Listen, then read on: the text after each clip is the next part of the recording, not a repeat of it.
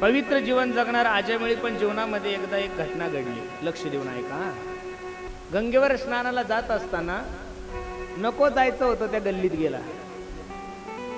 लक्ष देऊन ऐका, खूप गोड चिंतन आहे. गंगेवर स्नानासाठी गेला, घरी येत असताना नको जायचं होतं त्या गल्लीत गेला. ती गल्ली होती एका वेश्येची. त्या वेश्येला एका परपुरुषासोबत व्यभिचार करताना बघितल्यानंतर याच्या अंतःकरणामध्ये ती इच्छा प्रगट झाली. एक सांगू तुम्हाला, माणसाला बिघडण्याचा सगळ्यात मोठं साधन जर काय असेल तर माणसाचे डोळे. बरं काय? डोळे. 80% ज्ञान जर माणसाला कशापासून होत असेल तर डोळ्यापासूनच होतंय. 80% ज्ञान माणसाला कशापासून होतं? डोळ्यापासून होतं. राहिलेलं बाकीचं 20% काही कानातून होतं आणि काही तोंडाने होतं. म्हणून बसणाऱ्या मंडळीला माझी विनंती, मायबाप या डोळ्याला चांगली सवय लावा. बरं, गांधीजीचे 3 माकडं खूप सुंदर आहे ना. बुरा मत देखो, बुरा मत बोलो और बुरा मत सुनो.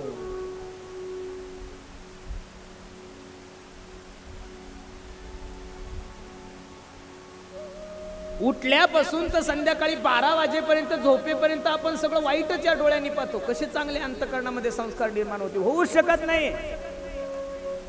एक वाक्य लिहून ठेवा काळजावर माझं. अजयमेळ्याने जीवनामध्ये एकदा वेश्या पाहिली. अजयमेळ्याने जीवनामध्ये एकदा वेश्या पाहिली तर तो डायरेक्ट त्या वेश्येला घरी घेऊन आला. आपण आपले मोबाईल मध्ये, आपण आपल्या टीव्ही मध्ये पाहत असताना काय चांगलं पाहतोय म्हणून मनामध्ये चांगले विचार येतील? अजिबात नाही. अरे उलट वेश्या व्यवसाय करणारी स्त्री खूप चांगली आहे. तुम्ही म्हणसाल महाराज असं कसं चुकीचं बोलता? हो ऐका माझं. ती व्यभिचार करत असेल, तिच्या पोटाची थळगी भरण्यासाठी जगामध्ये अशी कोणतीच वेश्या नाहीये की तिने स्वतःहून वेश्येचा व्यवसाय स्वीकारलेला. काहीतरी मजबुरी, काहीतरी जीवनामध्ये असं काहीतरी अघटित घडतंय, त्यामुळे तिला तो रस्ता स्वीकारावा लागतोय.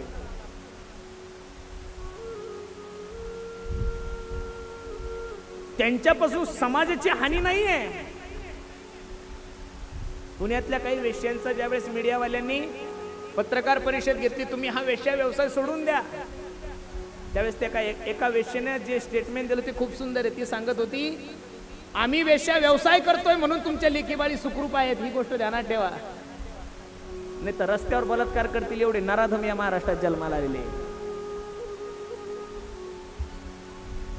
कोरोनाच्या अगोदर 2019 ची घटना तुम्हाला माहित असेल. यवतमाळला एका मुलीला भर चौकामध्ये पेट्रोल टाकून तिला जाळलंय. काही जास्त दूर नाहीये ती घटना. कोपर्डीचा बलात्कार काही भारताच्या बाहेरचा नाहीये, तो इथलाच आहे. दिल्लीच्याही मुलीवर बलात्कार झाला, तो काही बाहेरचा नाही, तो आपल्या देशातलाच आहे.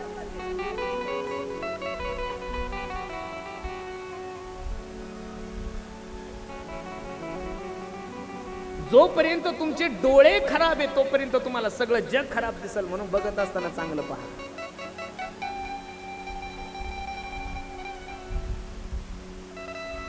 आई सुद्धा, बाप सुद्धा, मुलगी सुद्धा, भाऊ सुद्धा एकाच सोप्यावर बसून जर पिक्चर पाहत असेल तर त्या पिक्चर मध्ये सगळेच पात्र थोडे चांगले काही हो.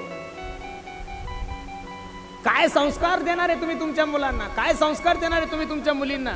मी बसणाऱ्या सगळ्या मायांना प्रश्न करील, तुमची मुलगी इंजिनियर नाही झाली तरी चालती, तुमची मुलगी डॉक्टर नाही झाली तरी चालती, तुमची मुलगी शिक्षक नाही झाली तरी चालती, तुमची मुलगी कलेक्टर नाही झाली तरी चालती, पण तुमची मुलगी जर सुसंस्कारिक जीवन जगली तर एक कुटुंब सुखी होतं. ही जबाबदारी जगातल्या प्रत्येक आईची. या देशामध्ये, या महाराष्ट्रामध्ये उघड्या नागड्या फिरणाऱ्या महिलांचे फोटो घरात नाही लावल्या जातो. आपण ज्या भारतामध्ये वावरत आहोत त्या भारताच्या राष्ट्रपती सौ प्रतिभाताई पाटील, आदर्श घ्या ना त्या मायमाऊलीचा. विदर्भातल्याच होत्या त्या. मला तर असं वाटतं अमरावती जिल्हा होता ताईंचा, जळगाव ही सासरवाडी आहे. अमरावती जिल्ह्यातली एक मायमाऊली 5 वर्ष राष्ट्रपती होती या देशाची. पण एक फोटो मला ताईंचा असा दाखवा की त्या मायमाऊलीच्या डोक्यावर पदर नाहीये. 5 वर्ष राष्ट्रपती असताना त्या मायमाऊलीने मनगटापर्यंत ब्लाऊज घातलेले, डोक्यावर पदर आहे. म्हणून प्रत्येक ऑफिसमध्ये त्या मायमाऊलीकडे आदराने पाहिल्या जातं. ही भारताची संस्कृती आहे. काय आहे? संस्कृती आहे. ठीक आहे, त्यांचे चाहते हिरवण्यापेक्षा कमी असतील. त्यांचे चाहते कैटरीना कैफ ह्या सगळ्या हिरवण्या त्यांच्यापेक्षा कमी असतील. पण आतापर्यंत या देशामध्ये कोणी कैटरीना कैफचा फोटो लावला आणि तिला अगरबत्ती लावली आणि तिचं दर्शन घेतलं असं भारतात अजून कुठं घडलं नाही. आदर्श फक्त चांगल्याच मातेचा घेतला जातो. आदर्श फक्त आचरणशील महिलांचाच घेतला जातो. म्हणून तर जिजाबाई साहेबाचा आदर्श आपण डोळ्यासमोर ठेवतो. झाशीची राणी लक्ष्मीबाईचा आदर्श डोळ्यासमोर ठेवतो. अहिल्याबाई होळकरांचा आदर्श डोळ्यासमोर ठेवतो. भगतसिंग, राजगुरू या लोकांचा आदर्श डोळ्यासमोर ठेवतो. याचं कारण आचरणाला खूप मोठी किंमत आहे. म्हणून मुलांना योग्य संस्कार देणं, मुलींना योग्य संस्कार देणं हे प्रत्येक आई वडिलाचं कर्तव्य आहे. ठीक आहे, काही काही मुलींना जर आपण काही असं बोलायला जाऊ तर मुली म्हणतात महाराज आता मुलांना जेवढा अधिकार आहे तेवढा मुलींना. हो ठीक आहे, पण मुलांमध्ये आणि मुलींमध्ये फरक आहे. मुलींनो, मुलगी म्हणजे काचाचं भांडं असतं. काय असतं? काचाचं भांडं. तुम्ही दुसऱ्याची मुलगी तोपर्यंत तुम्हाला कळणारच नाही तुमच्या आईबापाची किंमत. पण ज्या दिवशी तुम्हाला मुलगी होईल त्या दिवशी कळेल तुम्हाला मुलीची किंमत काय असते. तोपर्यंत कळणारच नाही. अरे जो बाप परिस्थिती नसताना तुम्हाला शाळा शिकवतो, जो बाप तुम्हाला परिस्थिती नसताना कॉलेजची फी भरतो, ज्या बापाच्या अंगावर कधी फाटकेच कपडे पण तुम्हाला शाळेमध्ये कधीच फाटका ड्रेसवर नाही नव्या ड्रेसवर पाठवतो, परिस्थिती नसताना 15-15, 20-20 हजाराचा फोन घेऊन देतो, दप्तर घेऊन देतो, स्कूटी घेऊन देतो, बड्डेला तुमच्या चांगलं चांगलं खायला देतो, कपडे देतो, सगळं देतो. मग एवढी अक्कल ज्या बापाला आहे त्या बापाला तुमचं लग्न करायची अक्कल नाही का? हो, नक्कीच करेल ना. मग त्याला जर तुमचं लग्न करायची अक्कल आहे तर तुम्हाला पळून जायचं शहाणपणा भारतात कोणी करायचं सांगितलं महाराज? काय तो मैं उससे बहुत प्यार करती हूँ शेंबडे. शेंबूड पुसता येत नाही तुला आणि प्यार करायला निघली. मैं उसके बिना जी नहीं सकती. असं फोकीनं हाणली पाहिजे? अजिबात नाही. मुलींनो, मी तुमचा लहान भाऊ म्हणून तुम्हाला मार्गदर्शन करेल. ज्या माझ्यापेक्षा छोटे आहेत त्यांचा मोठा भाऊ म्हणून मार्गदर्शन करेल. हे बघा, तुम्ही जर मला तुमचा भाऊ मानत असेल तर माझं एक वाक्य लिहून ठेवा पूर्ण जीवनामध्ये. तुमचा एक कुटुंबातला सदस्य म्हणून, तुमचा एक भाऊ म्हणून, एक हिंदू म्हणून तुम्हाला मी मार्गदर्शन करील. मुलींनो, तुम्हाला एवढं चांगलं काम तुम्ही करूच नका की तुमच्या बापाची मान उंचावल, पण तुम्ही असं कोणतंच काम करू नका की जेणेकरून तुमच्या बापाची मान खाली जाईल. बस एवढं जरी केलं ना तर मी असं समजेल खरं माझी कथा सार्थक झाली महाराज. ज्यांनी ज्यांनी लव्ह मॅरेज केले त्यांचे सगळ्यांचे कुटाने पहा तुम्ही. 4-5 महिन्याच्या वर टिकत नाही हो या गोष्टी. फोनवरच एवढे बोलतात की काय बोलतात काही कळत नाही, पण बोलतात हे तेवढंच खरं. झोपलीस का तू, उठलीस का तू, काय अतिपरिचयात अवज्ञा हे सांगितलेलं आहे ना महाराज. मर्यादा कशासाठी आहे? पूर्वीचे लोक लग्न झाल्यानंतर सुद्धा 3-3 वर्ष बायकांना बोलत नव्हते. ही मर्यादा होती. आता तसं राहिलं नाही. ठीक आहे, काल जसा बदलत चाललाय तसं बदलाव माणसाने, पण काल बदलत चाललाय म्हणजे तुम्ही काही शेण नाही खात, सगळे जेवणच करतायत. दगड थोडे खाता तुम्ही. अजून लोक चपातीच खातायत ना, अजून लोक भातच खाताय, लोक अजून भाजी खातात. लोक म्हणतात महाराज कसे येडे राहिले तुम्ही, दुनिया चंद्रावर गेली, तुम्ही धोत्रावरच आहे. नाही,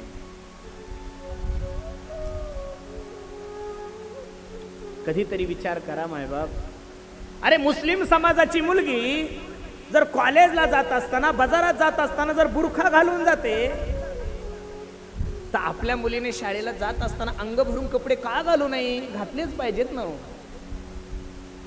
तुम्ही एवढा अंग प्रदर्शन करता, काही काही चौपाट्या पहा, काही काही बगीचे पहा, काही काही नॅशनल पार्क पहा, की महिलांकडे पाहिलं की माणसाला लाज वाटते, तरी या बिनलाजांना लाज वाटत नाही. एवढे कपडे कमी माणसाने घालू नये. हे कधी कळणार आहात तुम्हाला? हे कळलं पाहिजे. आणि हे जरी नाही कळालं तर मग तुम्हाला त्याचा त्रास होणारच आहे महाराज. म्हणून प्रत्येक आईचं कर्तव्य की तिनं मुलीकडे लक्ष दिलंच पाहिजे. प्रत्येक बापाचं कर्तव्य की त्यांना आपल्या पोरांसाठी कॉलेजला फी पाठवतोय ना महिन्याला 25,000, मग पोरगा अमरावतीला कॉलेजला जातं का पोरी घेऊन पिक्चरला जातं हे बापानं बघायला नको? 12-12 तास शेतामध्ये काम करून लोकांचं कर्ज काढून जर तू पोरासाठी पैसे पाठवत असेल तर तो पोरगा अभ्यासच करतो का दुसराच अभ्यास करतो? हे प्रत्येक बापाचं कर्तव्य. ज्यावेळेस पोरगी घेऊन घरी येतो त्यावेळेस बापाला कळतं पोरग बिघडलं. असं नाही झालं पाहिजे.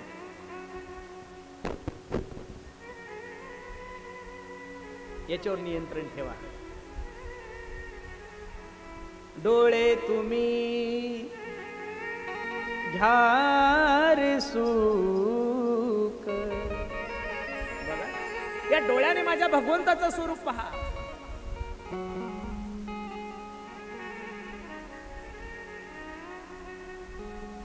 एकदा जीवनामध्ये आजामेळ्याने पाप पाहिलं तर तो वेश्येला घरी घेऊन आलाय. वेश्या एक स्त्री अशी आहे की तिला फक्त पैसा आवडतो आणि पैसा कमवण्यासाठी आजामेळी चोऱ्या करू लागला. एवढा मोठा चोर झाला, एवढा मोठा चोर झाला, एवढा मोठा चोर झाला, एवढा मोठा चोर झाला की डाकू आजामेळी नाव ऐकलं तरी लोकांना झोपा येत नव्हते.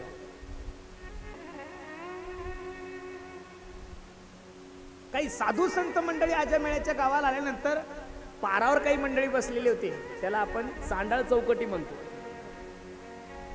आणि त्यांना विचारलं, का हो तुमच्या गावामध्ये कोणी हरिभक्त पारायण आहे का?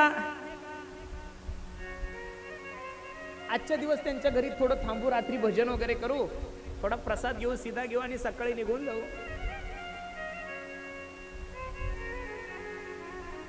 आता चांडाळ चौकळीच ती त्यांनी सांगितलं, हो ना, हो हो, ऐका ऐका ऐका, इकडे इकडे इकडे या गल्लीत समोर जे घर दिसतंय ना त्या घरी खूप मोठे एक भागवताचार्य राहतात, त्यांचं नाव आहे हरिभक्त पारायण आजामेळी महाराज.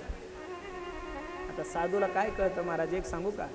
साधूला सगळं काही कळतं, फक्त दुर्जनाची बुद्धी नाही कळत.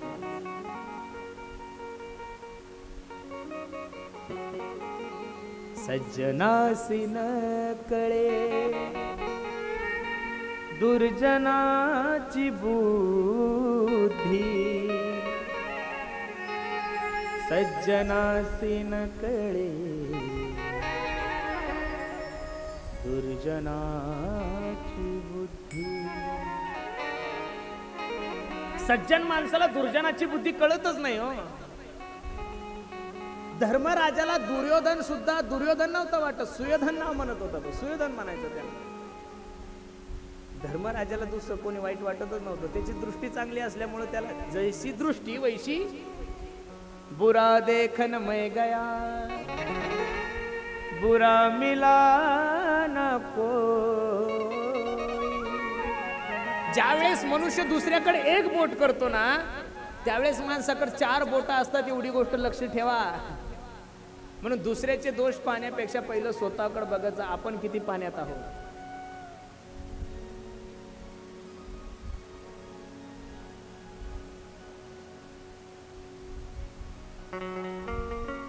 या महाराष्ट्राचा इतिहास आहे, या देशाचा इतिहास आहे महाराज. जोपर्यंत संत महात्मे जिवंत होते तोपर्यंत त्यांचा स्वीकार या समाजाने केलाच नाही. ते महात्मे ज्यावेळेस आजामेळ्याच्या घरी गेले, आजामेळ्यात चोरी करण्यासाठी दुसऱ्या गावाला गेलेला होता, आजामेळ्याच्या बायकोला आवाज दिला, माई कोणी आहे का घरी? आजामेळ्याची बायको धावत पळत आली, जी महाराज या ना, बसा, आगतम स्वागतम सुस्वागतम. आणि स्वागत झाल्यानंतर आजामेळ्याच्या पत्नीला महात्मे सांगू लागले. आम्हाला त्या पारावर जे बसलेले मंडळी आहे आपले, त्यांनी सांगितलं की तुमचे पतिदेव खूप मोठे कीर्तनकार आहे, कथाकार आहे. आम्ही असा विचार केला रात्रभर इथं थोडं भजन करू, थोडा आम्हाला कोरडा सीधा द्या बनवू आणि जेवण करून सकाळी निघून जाऊ. त्या वेश्येच्या डोळ्याला धारा लागल्या आणि वेश्या रडता रडता त्या महाराजांना सांगत होती, महाराज तुम्ही ज्या आजामेळ्याचं नाव ऐकताय तो आजामेळी या राज्यातला सगळ्यात मोठा डाकू आहे. आणि मी जी तुमच्या समोर उभी आहे ना, मी एक शरीर विक्री करणारी वेश्या आहे. हो, तुम्हाला काहीतरी चुकीचा पत्ता सांगितला. साधू संतांना खूप वाईट वाटलं. काय मागितलं होतं आम्ही? काहीच नाही, फक्त एका चांगल्या माणसाचं घर दाखवा ना. ज्ञानोबराय असतील, तुकोबराय असतील, नाथ बाबा असतील, संत नामदेव महाराज असतील, चोखोबराय असतील, सावता महाराज असतील, नरहरी सोनार असतील, ज्या ज्या जातीमध्ये जे जे संत होऊन गेले ना मायबाप, त्या लोकांनी त्या लोकांना खूप त्रास दिला. हो, आणि एक सांगू का तुम्हाला, त्रास माणसाला केव्हा होतो माहितीये का? आपले माणसं आपल्या माणसाला ज्यावेळेस त्रास देतात ना, त्यावेळेस मनुष्य आतून तुटून जातो. अख्ख्या जगाचा त्रास सहन करतोय माणूस, अख्ख्या जगाचा त्रास सहन करणारा माणूस, पण ज्यावेळेस घरचे माणसाला त्रास देतात त्यावेळेस निश्चित मनुष्य पोखरून जातो. कळत नाही माणसाला काय करावं, कसं करावं. अरे आपण सर्वांचा विचार करतो, आपला विचार करणारा कोणी नाही. आम्ही वैकुंठातून खाली आलो या लोकांसाठी, आम्ही वैकुंठवासी आलो याची कारणासी, बोलिले जे ऋषी साच भावे वर्ताया. या लोकांनी आम्हाला मधुकरी तर देऊच नाही, पण मधुकरीच्या जोडीमध्ये माती कालवावं, एवढे वाईट दिवस साधू संतांच्या जीवनामध्ये. या वारकरी संप्रदायाची रचना होण्याच्या अगोदर या वारकरी संप्रदायाने 2 लोकांची हत्या केलेली आहे. विठ्ठल पंत आणि रुक्मिणी आई साहेब. माझ्या ज्ञानोबरायचे आई वडील होते. गुरुच्या सांगण्याहून संन्यासी असताना गृहस्थ आश्रम स्वीकारला.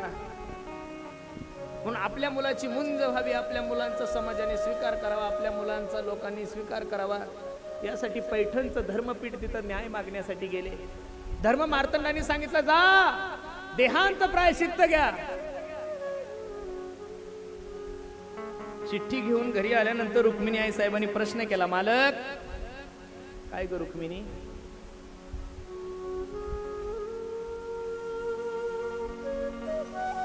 होईल ना माझ्या ज्ञानाची मुंज, होईल ना माझ्या निवृत्ती दादाची मुंज, होईल ना, लोक आपल्या मुलांचा स्वीकार करतील ना. काळजी करू नको रुक्मिणी, आता आपल्या ज्ञानदादाची मुंज होईल, निवृत्तीनाथाची होईल, सोपान काकाची होईल, सर्वांची होईल, काळजी करू नको. पण काय न्याय दिलाय त्यांनी, शिक्षा काय दिली? काही नाही. देहांत प्रायश्चित्त हा शब्द ज्यावेळेस रुक्मिणी आई साहेबाच्या कानावर पडला, रुक्मिणी आई साहेबाचं अंतकरण भरून आलं. विठ्ठल पंत सांगतात, वेडे ऐक ना, अगं लहानपणी एखाद्याचे वडील मेले तरी चालतात ग, पण लहानपणी कोणाची आई मरण पाहू नये. मी गुन्हा केलाय ना, संन्यासी असताना परत गृहस्थ आश्रम स्वीकारला कोणी? मी. काळजी करू नकोस, तू मुलांचा सांभाळ कर, मी शिक्षा घेतो. पण रुक्मिणी आई साहेब होत्या, मालक माझ्यासाठी तुम्ही संन्यासी असताना गृहस्थ आश्रम स्वीकारला, मग शिक्षा आपण सोबत घ्यायची. विठ्ठल पंत आणि रुक्मिणी आई साहेबांचं ठरलं, सुंदर असा पुरणपोळ्याचा स्वयंपाक तयार केलाय आणि मुलांना झोपी घालायचं आणि झोपी घातल्यानंतर देहांत प्रायश्चित्त घ्यायचंय. ज्ञानदादाला जवळ घेतलंय, आपल्या हाताने घास ज्ञानोबरायांच्या मुखामध्ये घालत आहेत. निवृत्तीनाथाला जवळ घेतलंय, निवृत्तीनाथाला आपल्या हाताने घास घालत आहेत. सोपान काकाला जवळ घेतलंय आणि सोपान काकाला सुद्धा आपल्या हाताने हा घास घालत आहेत. चिमुकल्या 5 वर्षाच्या मुक्ताईला माझ्या रुक्मिणी आई साहेबांनी मांडीवर बसवलं. आई नव शेवटी.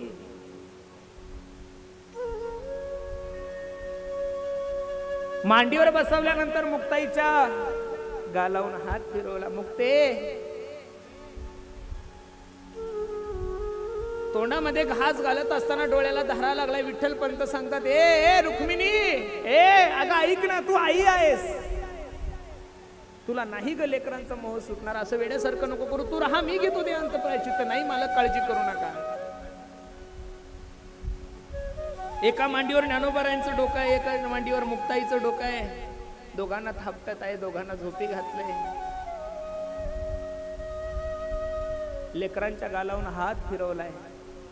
काय परिस्थिती असेल महाराज, हे दृश्य थोडं डोळ्यासमोर आणा हो. अरे ज्या ज्ञानोबरांनी ज्ञानेश्वरी दिली, चांगदेव 65 दिली, अमृत अनुभव दिला, हरिपाठासारखा एवढा गोड ग्रंथ या संप्रदायासाठी दिला, त्या ज्ञानोबराचा थोडा त्याग नाहीये. त्या ज्ञानोबराच्या आई वडिलाला देहांत प्रायश्चित्त घ्यावं लागलं, हा संप्रदायाचा सगळ्यात मोठा त्याग आहे.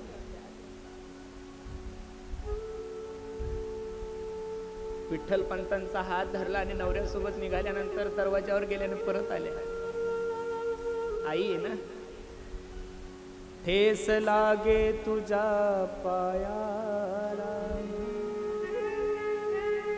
आसू येई तिच्या डोळ्याला.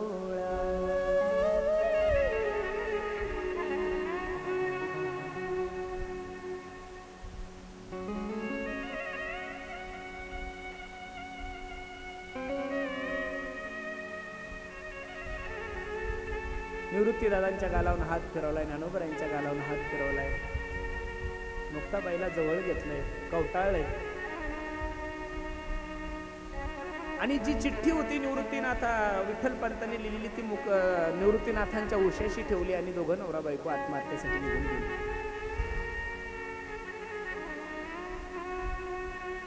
सकाळी ज्यावेळेस निवृत्तीनाथ उठतात,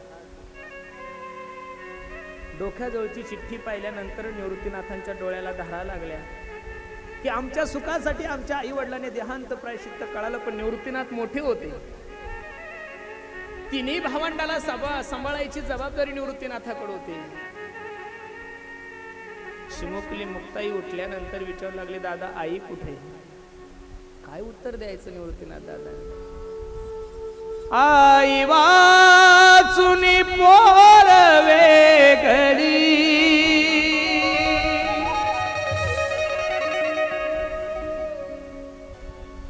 नाती तुटली फार,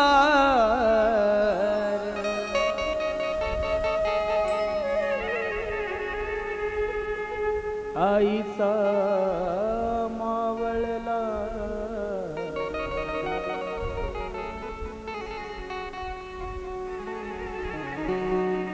भेटेल त्यांना विचारत होते, का हो तुम्ही आमची आई बघितली का? ओ काका, तुम्ही आमचे आई बाबा बघितले का? निवृत्तीनाथाला माहित होतं की आपले आई वडील आपल्याला सोडून देहांत प्रायश्चित्त घेण्यासाठी गेले, पण समजूत कशी घालायची 5 वर्षाच्या मुक्ताईची? भेटल त्यांना विचारत होते, तुम्ही आमची आई बघितली, आमचे बाबा बघितले? किती मोठं संकट असलो, या संकटावर मात देऊन माझ्या ज्ञानोबरांनी या समाजाच्या उद्धारासाठी रात्रंदिवस प्रयत्न केले, तरी सुद्धा या समाजाने नाही स्वीकार केला.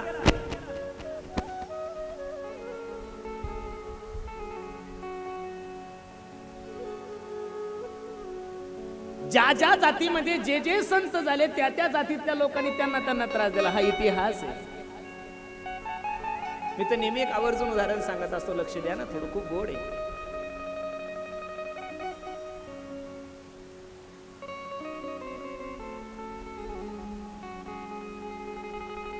एका गल्लीमध्ये 2 दुकानं होती. किती दुकानं होते? 2. एक लोखंडाचं दुकान होतं आणि एक सोन्याचं दुकान होतं. दुपारची जेवणाची सुट्टी झाल्यानंतर ते सोनं लोखंडाला म्हणतं, का रे हे लोखंडा, काही कळतं का बे तुला? अरे माझाही मालक मला ठोकतोय, तुझाही मालक तुला ठोकतोय, पण माझा मालक मला ठोकतो त्यावेळेस मी एवढ्या जोऱ्यानं नाही ओरडत रे, पण तुझ्या मालकाने तुला ठोकल्यानंतर तू किती जोऱ्यात ओरडतोस.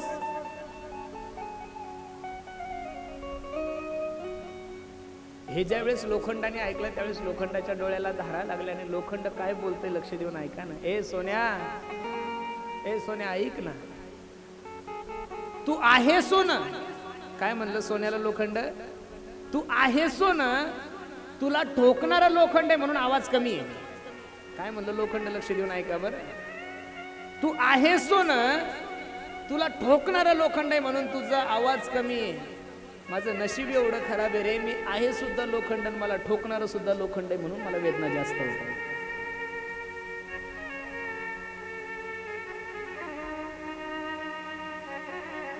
मधुकरी तर ज्ञानोबरायला दिलीच नाही, पण मधुकरीच्या झोळीमध्ये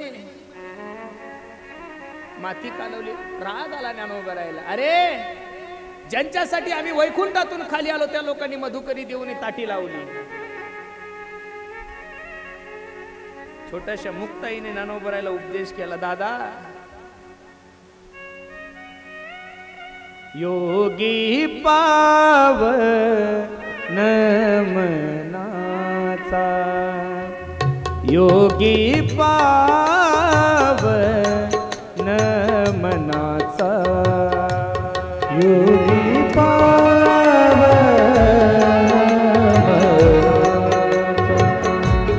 योगी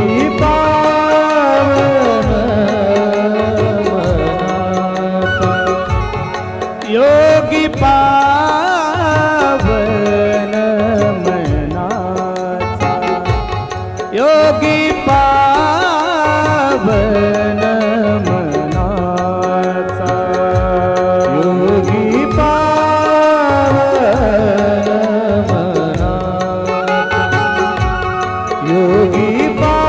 पावन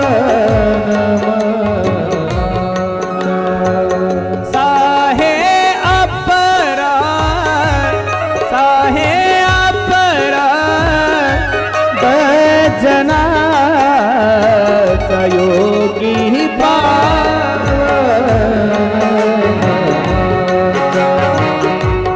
योगी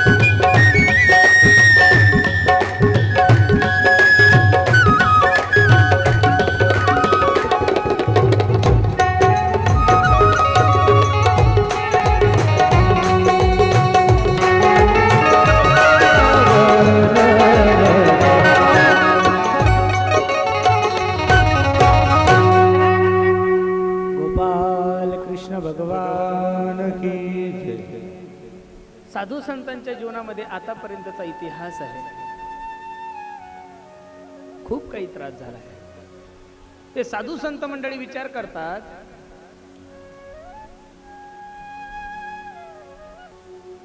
त्या साधू संतांनी विचार केला, आज तर आपल्याला आजामेळ्याच्याच घरी थांबायचं ठरलं. त्याच्या बायकोला सांगितलं, आम्हाला कोरडा सिधा दे. कोरडा सिधा देऊन सुंदर असं जेवण तयार केलं आणि जेवायला बसणार तितक्यात आजामेळी आला. महाराज लोक कमंडलू, माळी, पकवाज, तबले तुबले पाहिल्यानंतर आजामेळी म्हणे, हे काय, एकच काय. बायकोच ऐकत होता, त्याच्यामुळे शांत बसा, मी बोलवलंय. तू बोलवलंय ना, राहू दे, मग काही काळजी करू नको. आणि जेवायला बसत असताना सांगितलं, ए राजा, ए आजामेळी, काहीतरी दक्षिणा दे आम्हाला. आजामेळी हसला, हो महाराज लोक, हो माझी दक्षिणा ही समजा मी तुमचे तबले पकवा जिंकले नाही.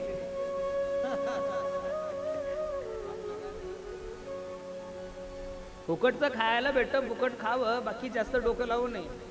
ए आजामेळी, तुला जी वाटती ती दक्षिणा नकोय आम्हाला. मग तुझी पत्नी गर्भवती आहे, हो, मग तिला जो मुलगा होईल त्या मुलाचं नाव नारायण ठेव. आता बायको माझी, होणारा मुलगा माझा, तुम्ही नाव ठेवणारे कोण? मी अभिषेक बच्चन ठेवल, तुम्हाला काय करायचं? नाव सुद्धा थोडे चांगले ठेवले पाहिजेत. काय नाव आहे? बंटी, चंटी, बबली, हे काय नाव आहे? कुत्र्या मांजरीचे नाव आहे हो. नाव ठेवत असताना कान्हा ठेवा, कृष्ण ठेवा, कन्हैया ठेवा, राम ठेवा, महादेवा ठेवा. अरे कमीत कमी त्या नावानं तर आपल्या मुखातून देवाचं चिंतन आलं पाहिजेत ना. नाव काय? अनिती. बर, जसं नाव तसं कार्यही असावं. नाव गंगाधर, नाव काय? गंगाधर. नाव गुण करत नाही ना, बरं कसं जमायला? शक्यच होणार नाही. नाव काय? शांताबाई. नाव शांती, भांडण्याशिवाय करमत नाही. असं जमलं. नाव सुलोचना. बाजारात गेली की पाती बुंदीकडं, मागती जिलेबी. सुलोचना. सुलोचना म्हणजे सु म्हणजे चांगले, जिचे लोचन म्हणजे डोळे, जिचे डोळे सुंदर तिला सुलोचना म्हणतात. ही सुलोचना पाती मुंबई पुन्हा. ठरल्याप्रमाणे नाव ठेवलं नारायणाचं. साधू संत मंडळी निघून गेले. आजामेळी थकला, नेण्यासाठी अंतकाळ जवळ आला आणि अंतकाळ जवळ आल्यानंतर त्याला नेण्यासाठी यम आले. मुलगा गल्लीत खेळत होता. पोराला आवाज दिला, ए नारायणा. आवाज स्वतःच्या पोराला दिला, पण स्वर्गातील देवा त्याचे पार्षद खाली नेण्यासाठी आले. आणि ते पार्षद आल्यानंतर यमाचेही पार्षद आले आणि देवाचेही पार्षद आले. यमाचे पार्षद म्हणायचे गिरायक आमचं आहे, हे म्हणायचे गिरायक आमचं. अजिबात नाही. अंतकाळी ज्याचे नामाले मुखा, तुका म्हणे सुखा पारणा. म्हणून निश्चित देवाचं चिंतन करा आणि चिंतन